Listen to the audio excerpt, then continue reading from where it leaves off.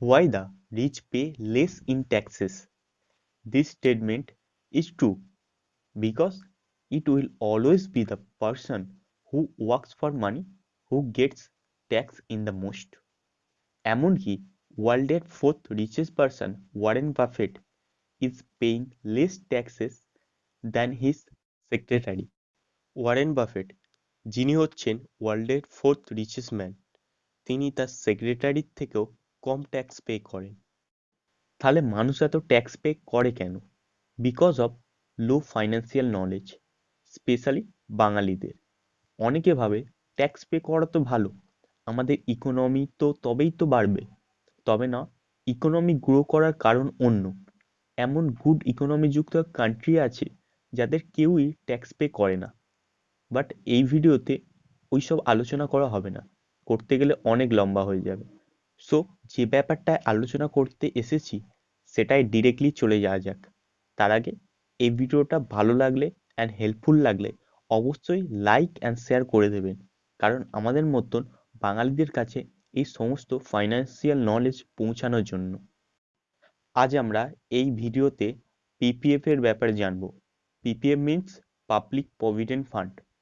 First, what is PPF, and then how its benefit and how to open, and লাস্টে একটা pro tip থাকবে। So let's go to the point. Point number 1, what is PPF? তুমি একে বলতে পারো risk free, tax free, long term investment plan. Public provident ফান্ডের return basically fixed by central government, set every quarter according to prevailing interest rate on government bond. বলতে পারো PPF এর return every quarter change হয়। Quarter means এক বছরকে 4টে ভাগে ভাগ করলে 4টে কোয়ার্টার আসে, মানে প্রত্যেক কোয়ার্টার 3 মাসের। পিপিএফ এর রিটার্ন যেহেতু এভরি কোয়ার্টার চেঞ্জ হয়, বাট এটা 7 থেকে 9% রেঞ্জের মধ্যেই থাকে। পিপিএফ 15 সালে লকিং পিরিয়ড হয়, তারপরে একে 5 বছর করে এক্সটেন্ড করা যায়।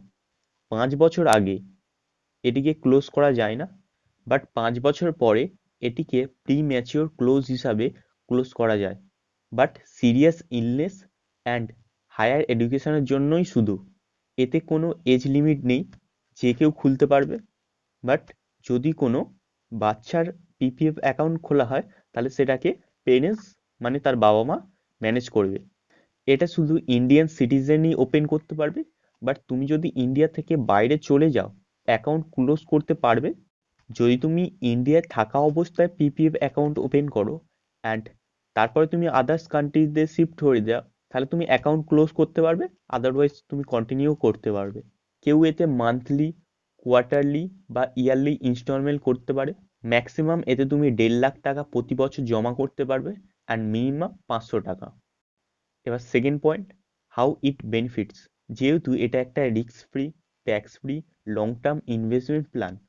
ফার্স্ট তো রিস্ক ফ্রি, উল্টে ব্যাংক এফডির থেকে রিটার্ন ভালো দেবে। Second, tax free. ফার্স্ট কথা, আমাদের ব্যাংকিং রুল আছে যে আমাদের ব্যাংকে যে টাকা থাকে তাতে ট্যাক্স কাটে। আবার যে আমরা ব্যাংকের টাকা থেকে ইন্টারেস্ট আর্ন করি সেটাতেও ট্যাক্স লাগে।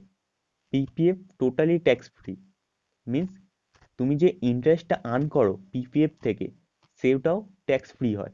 অনেকে ট্যাক্সকে হালকাভাবে নেয়, বাট স্মল অ্যামাউন্টে কাজ করলে ট্যাক্সটা অতটা চোখে পড়ে না।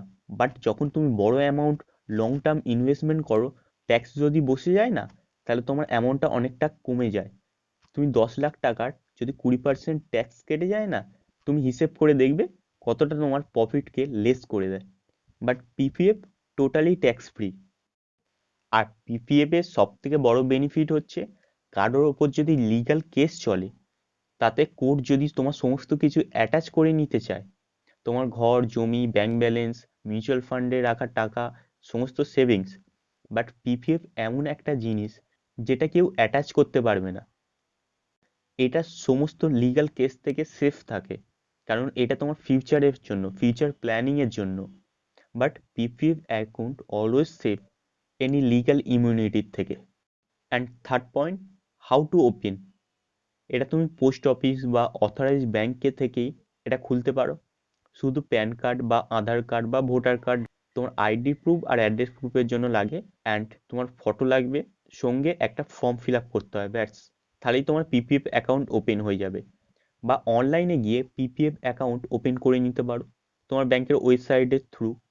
তা না হলে তুমি ব্যাংক ম্যানেজার বা ব্যাংক কোনো অফিসারের সঙ্গে কথা বলো, তুমি বুঝে যাবে পিপিএফ অ্যাকাউন্ট কিভাবে ওপেন করতে হয়। এতে ডিপোজিট করতে পারবে through cash, cheque and online. এবার যেটা বলেছিলাম, একটা প্রো টিপ দেবো, যখনই টাকা জমা করবে কোনো মাসে, সবসময় 5 তারিখের মধ্যে করার চেষ্টা করবে, তাহলে ওই মাসের ইন্টারেস্টটা পেয়ে যাবে তুমি। তা না হলে 5 তারিখের পরে হলে নেক্সট মান্থ থেকে তোমার ওই ইন্টারেস্টটা ক্যালকুলেশন হবে। লাস্টে আবার কি, ওই লাইক, শেয়ার অ্যান্ড কমেন্ট করতে অবশ্যই বলবো যদি কোনো কোয়েশ্চেন অ্যান্ড কোয়ারিজ থাকে। সো করে দিও, লাইক শেয়ার। সো লাস্টে, invest community always stay with you. Thanks for watching.